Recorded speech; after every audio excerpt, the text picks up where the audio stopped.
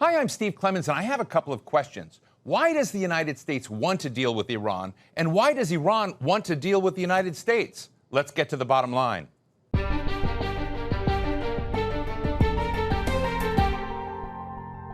If Iran and the United States were Facebook friends, their relationship status would read, "It's complicated." Ever since the Islamic Revolution of 1979, when the Iranian people got rid of the pro-American Shah, Washington has looked at Iran as a threat, a really big, disruptive, and dangerous force. For Iranians, the United States is a bully who overthrew a democratically elected prime minister in 1953 as he was trying to protect his country's oil resources and installed a dictator in his place, destroying Iranian democracy and society. Despite the mutual mistrust, the U.S. and Iran have been trying to mend the fences of late.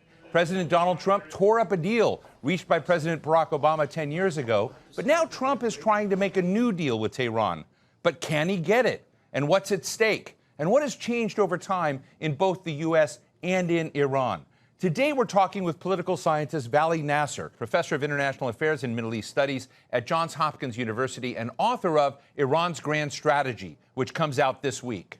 Vali, first of all, congratulations on this book. I've got my copy. It's brilliant. Thank you. And it brings us to this very interesting time that right as we're taping this, we don't know how this story ends. We don't know whether Donald Trump and Ali Khamenei, the supreme leader of Iran, are going to cut a deal replacing the one Donald Trump tore up last time he was in office. So give us your thoughts of the stakes at play right now between Iran and the United States. I mean, the stakes are very high, largely because President Trump has said that if there's no deal, there would be war. And for Iranis also, the stakes are pretty high because the country is weakest since it's been for decades. Not only it lost its foothold in Syria, it lost Hezbollah in Lebanon, but also because domestically its economy is battered, the population is restless, it has been challenging the status quo in Iran. So Iran also needs to deal with all of these sets of issues, so it needs a deal as well. So it's in a weaker place right now. But, you know, to your first point about saying, hey, we need a deal or there's going to be a war, I remember President Barack Obama walking out in the Oval Office and having a conversation with the country where he essentially said the same thing before enacting what was called the Joint Comprehensive Plan of Action, JCPOA, and basically arguing we either have a track will lead us to a military course of action with Iran, or we have to secure a deal that ties Iran's nuclear ambitions down. Has all that time, that has passed now just led to a more empowered Iran, a more empowered nuclear potential Iran, and the President of the United States under Donald Trump and Barack Obama are saying exactly the same thing? They are saying the same thing because they're facing the same issue. America's weakness, if you would, is that it doesn't want to go to war anymore. The experience of Iraq was so taxing. The experience of Afghanistan was so bad that the American people don't want war. President Trump's base doesn't want war. Barack Obama got elected largely because he had voted against the Iraq war. So that's actually where America's weakness is.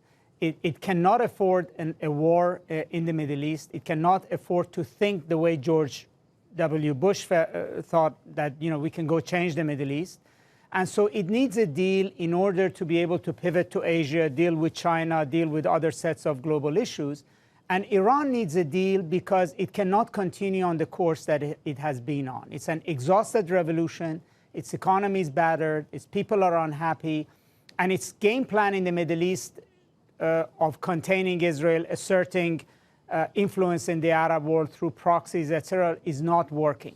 So both of them have arrived after 40-some years at a juncture where they need to change the direction of their relationship. You have a line in the book that I agree with, but it's very powerful, and I just want to read it. You said, Iran today is the state that national security has built. And you go through the book and you kind of talk about these paranoid, these strands of instability and chaos and paranoia about security that have led to this national security state and an obsession with the United States. The United States almost being the reason why Iran is organized the way it is. If that is true, and you convince me that it is in the book, why would Iran ever want to do a deal with the United States? Because its very DNA is tied up in resisting everything the United States stands for and wants to do. Well, first of all, as I argue in the book, Iran's resistance and dislike of the United States, this anti-Americanism is not ideological, theological. Iran has a view that the United States wants to do Iran harm, just as you said in your introduction. It helped a coup in Iran in 1953, which is sort of the bedrock of the Islamic Republic's thinking about America. U.S. is always up to no good with Iran. U.S. is up to no good in the Middle East. We need to protect ourselves against America's plans for the Middle East. So everything about Iran has been organized about how does it back off the United States. Back it off through needling it in Iraq, needling it with Hezbollah, back off by attacking American interests. But this strategy also doesn't work anymore. And it's actually brought Iran closer to a war with the U.S. So I don't think the Iranians look at a deal with the United States as a sort of a normalization of relations, as a moment where we're going to hug and get along. They see it as a necessary tactical maneuver in order to manage this adversarial relationship with the U.S. So they look at the nuclear deal not as a peace treaty, as a normalization treaty, but as an arms control treaty. The way the Soviet Union and the United States approached arms control in the 1970s and 80s, it can help build something better. But it right now is that Iran doesn't want to open up to the United States completely, but it doesn't want war either.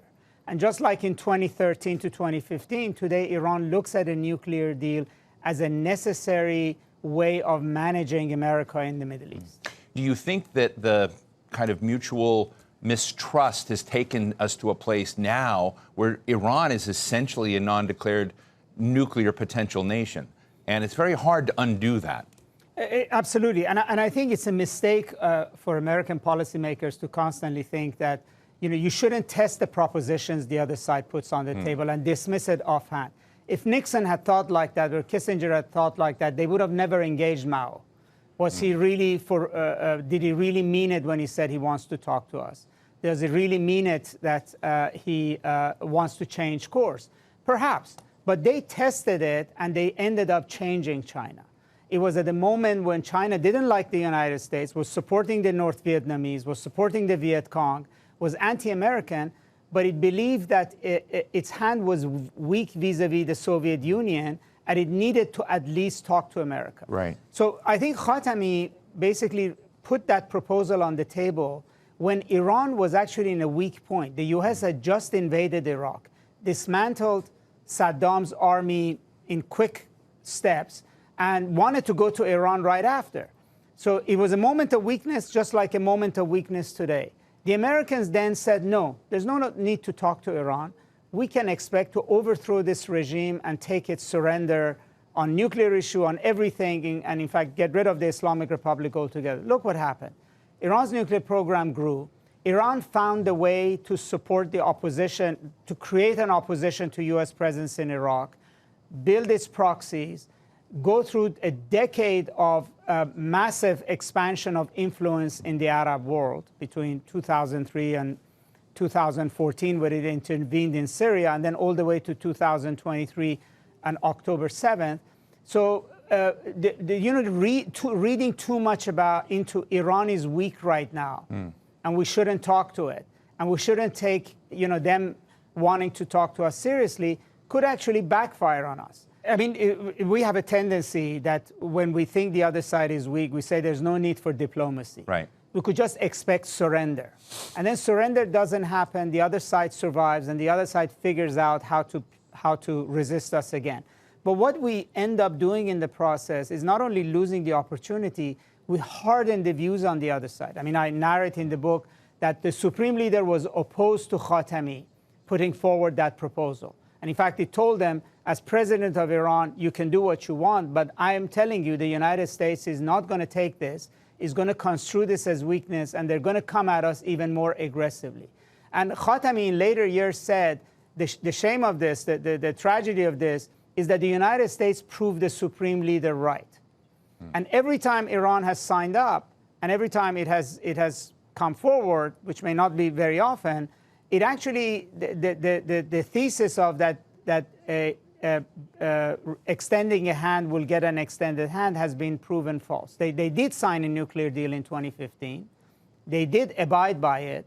They got 11 bills of health from IAEA that Iran was abiding by what it signed. And what did they get in return? The U.S. withdrew from the deal.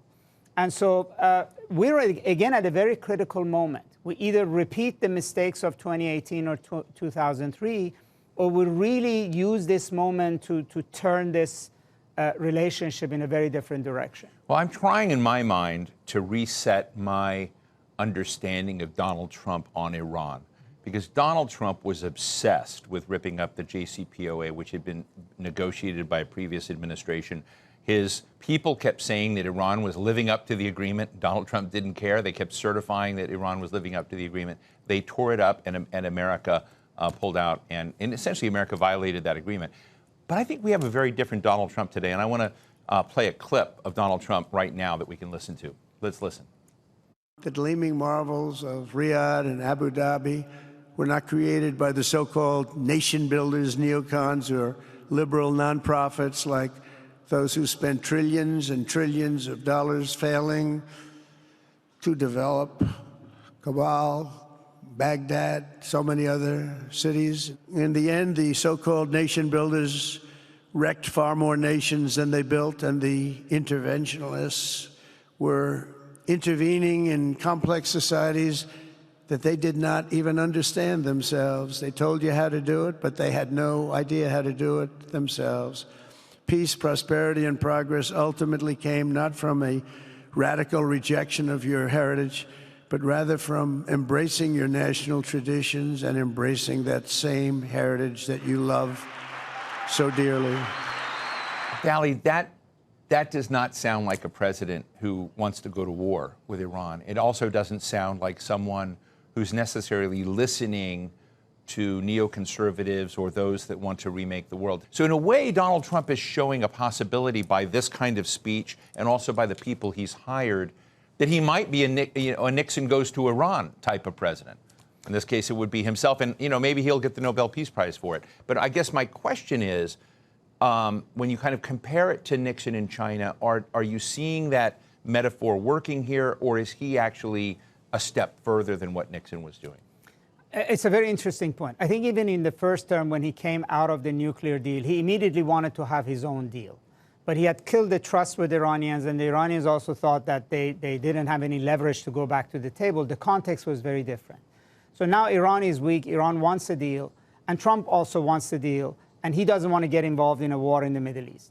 But what Trump is showing through this speech or meeting with the new Syrian president and promising that he's lifting sanctions, he's also showing that he's an American president that is willing to tear up America's traditional foreign policy playbook, that we don't talk to enemies, that we're concerned with democracy in their societies, that we care about kinds of regimes they have, that he's much more cut and dry. So so he's willing to accept Syria, he's willing to lift sanctions, and he's also washing his hands of the neoconservative past.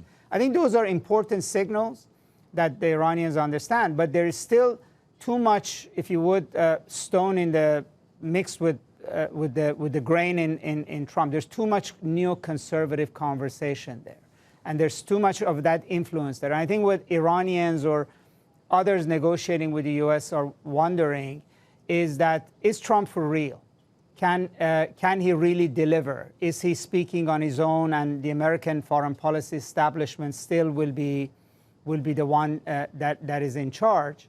But I think all indications are that he's not hung up on the kind of regime Iran is, and he's more interested in dealing with the specific issues that are on the table. In other words, they can have a bomb.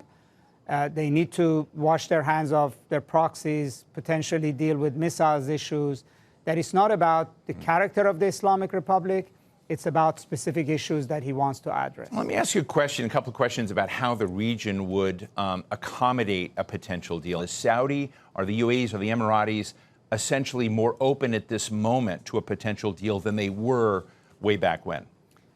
Yes, that's the big change. In 2015, when the first nuclear deal was signed, Israel and the Arab countries unanimously were in a consensus that they opposed it, and they did their best to undermine it. This time, Israel is alone in opposing diplomacy and wanting to destroy Iran's nuclear capabilities through war. The Arab states have decided that the best way of dealing with Iran is actually to integrate it in the region. First of all, Trump's coming out of the deal and maximum pressure did not reduce tensions in the Gulf. It actually worsened them. The Houthis became more aggressive. And then Iran attacked Saudi oil facilities directly, and the United States actually didn't defend them. So they decided that you cannot be in a neighborhood with Iran, be next door to them, and then not be bloodied with any kind of an escalation of conflict between the United States and Iran. And so they started trying their hand on diplomacy. And the normalization deals that they got with Iran, particularly the Saudi vis-a-vis China. Vis-a-vis China. Look, the Houthis haven't attacked Saudi Arabia or UAE since that deal. They've been attacking international shipping in Israel and American ships, but not Saudi Arabia and UAE. So in a sense, that normalization with Iran has delivered. Now they see the pathway of the best way to manage Iran is not to go to war with it, but is actually to integrate it in the region. They are not only open to the deal, this time they are aggressively supporting it and actually trying to facilitate it. It was UAE that carried Trump's letter to Iran for the supreme leader. It is the Minister of Defense of Saudi Arabia, the brother of the Crown Prince, who went to Tehran before Trump's visit to Saudi Arabia with a very specific letter to the supreme leader. And it's reputed that actually in that meeting, he persuaded the supreme leader to throw his support behind an American Houthi ceasefire that was then negotiated by the Omanis. So we're seeing a very different dynamic in the region. And the counsel, I think, that the Arabs would end up giving, or did just now to President Trump, is that all of these business deals that you want in the Gulf, all of this fantastic economic development that you're seeing in the Gulf, these trillions of dollars of investment, is contingent on peace here. Is Israel setting itself up to be the major spoiler of what Donald Trump wants? Well, it wants to be the spoiler. It actually actively disagrees with diplomacy. It favors war. I mean, Israel's solution to every problem in the Middle East is military. And I think, and it's been winning. Oh, yes, it's been winning. And the danger is that because you won in Gaza and you won in Lebanon, that you will win against Iran as well. I mean, Bibi Netanyahu was also saying Iraq is going to be a spectacular success if U.S. invaded it in 2003, and there would be democracy blooming across the Middle East, and the Arab-Israeli issue would be solved. And he was wrong on that account. And yes, he's right that perhaps Iranian population is very unhappy and is not supportive of this hostility with Israel. But if Israel were to attack Iran, I'm not sure that the Iranian people will actually have the same views, charitable views towards Israel if it actually attacks Iran. And ultimately, the Iranian people want their isolation of their country to be resolved. And regime change sounds good, but it's a pie in the sky right now for the Iranian public. I think what's materially on the table is that they want the isolation of their country to be resolved. They want normalization of relations with the neighborhood. They want better relations with Europe and the United States. They want trade coming into their country. I don't think they're holding their breath that there's an easy, facile way that the Islamic Republic is going to disappear tomorrow. So one of the other features of this moment is that Donald Trump went to the Middle East, went to the UAE, Qatar, Saudi Arabia, did not go to Israel, which a lot of people have commented about. But relations and the kind of ongoing, I would call, horrors of Gaza were not touched. Iran was one of the backers of Palestine. Was Palestine wrong to put its faith in Iran to backstop it? Well, Iranians are not in a position to actually defeat Israel in a war in Gaza. I mean, the extent of support that Iran can give the Palestinians cannot go beyond training Hamas, providing a weaponry, which is what they had done. And in the end, you know, the decision to attack Israel on October 7th and carry out the scope of hostage taking and the depravity that happened was Hamas's decision. And in the end, they took a big risk, which the Palestinian people in Gaza have paid for. And on the other side, there are many in Iran and in the region who believe that it was a strategic mistake for Iran to allow this to happen, because Iran's whole position in the region unraveled as a consequence. Israel became triumphant, they became far more aggressive, and Iran's hand was weakened. So this relationship between Iran and the Palestinians is not going to be like it was before. Iran will continue, I think, to support their cause, because it also understands that that puts it in positive light in the eyes of many Arabs in their streets. But Iranian state is now more interested in deepening its relationship with Arab countries, with Arab regimes, normalize relations with Egypt and Jordan and Bahrain, cultivate better relationship with Saudi Arabia and UAE. That actually will serve its regional interests more. And at the same time, I don't think they're going to sort of declare that they no longer are supporting the Palestinian cause. So much of this sounds constructive in a way of this moment, the possibility of what could happen. But you've also been out there writing that the United States and Iran have never been more close to war. What does your gut tell you? How high are the chances that what we've been talking about could fall apart, leaving Trump no other choice but to engage in a kinetic conflict with Iran? Well, the choice of whether he pulls the trigger on war, it's really his. I mean, there are past occasions where American presidents went very close and then blinked. We have the case of Red Line in Syria with Obama. We have even the case of Trump ordering a strike on Iran because he shot down a very expensive American drone, and then he backed off the last minute. So I don't know if Trump would actually pull the trigger unless there is something Iran does that claims American lives. And even most recently in Yemen, when the Houthis came very close to shooting down an American F-35, he decided that once an American blood is spilled in Yemen, he has no choice but to intervene in Yemen directly.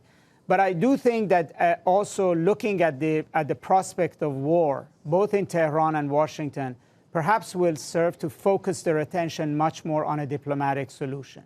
Because, you know, it's one thing to sort of let this relationship just drift the way it is, but I think Trump himself has put war on the table. I think that's you know, brought focus in Tehran on whether they want to go down that path or not. But I think it brings focus in Washington. Do they want to go down that path or not? Vali Nasr, political scientist, of course, at the School of Advanced International Studies at Johns Hopkins, and also author of the brand new book, Iran's Grand Strategy of Political History. Congratulations. Thank you so much for joining us. Thank you for having me. So what's the bottom line? One thing is for sure. Donald Trump is the kind of president who would really rather be making deals over AI centers and golf courses than fighting Iran. He knows that a military clash with Iran would freeze up the entire region. So he may be happy to cut a deal with little to no consultation with Europe or Russia or China, who were all part of the original Joint Comprehensive Plan of Action. So we know Trump wants a deal, and my guest today says Iran's leaders are just as desperate, but they may not show it as much.